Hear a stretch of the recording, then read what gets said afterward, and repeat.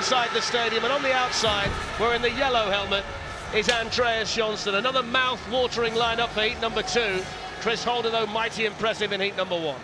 Be very interesting to see how we go here with Greg Hancock off gate 2. Now, I don't know if, I mean, Chris Holder made a great jump, good start, good first bend. I don't know if gate 2 is particularly better than the rest at the moment, or Chris Holder made an incredible start. But when I went down earlier on and had a look at the starts, I thought 4 looked the pick of the bunch, even though it's a long way off gate 4 to that first bend here. 4 looked very good, but didn't matter for Chris Holder there. Well, he won here back in 2004, did Greg Hancock. 128th Grand Prix tonight for the man from the United States, as the riders are ready for heat number 2. And Hancock off gate 2 makes a similar start to Chris Holder in the first. Maybe Steve Johnson has called it right, because Greg Hancock has gone racing clear down the back straight. Magnus Zetterström in second place. Third place, the man in white, Ty Woofingen. Although coming up the inside is Andreas Johnsson to fourth, the young Brit wide.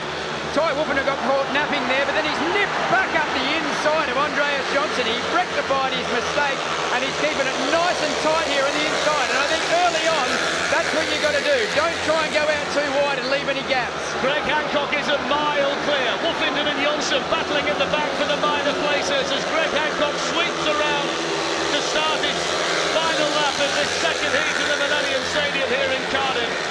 Wooffingen's dropped to the back. Andreas Johnsson's taken that third place, and Magnus Zetterström pretty comfortable all the way through in second.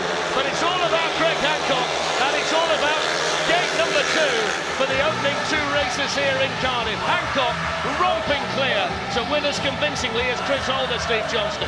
Yeah, I mean, it was great of Greg. I mean, can't take anything away from Chris Holder and Greg Hancock, but at the moment, when the guys are dropping their clutch off gate 2, they're just rocketing forward. You know, the other guys are launching out of the start, but gate 2, I don't know if it's had a little bit extra water, what it's got, but it is definitely working so well.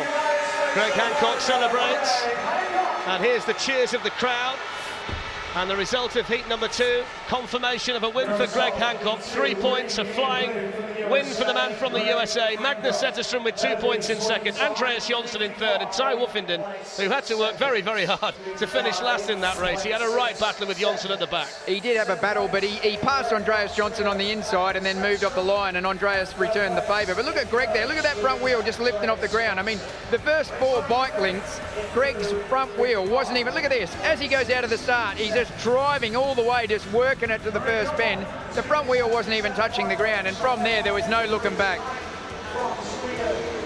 It was an absolute battle royal at the back as well, wasn't it, involving Andreas Johnsson and Ty Woofingen. And in the first couple of races, Steve, we've seen plenty of passing out there, which is a good sign.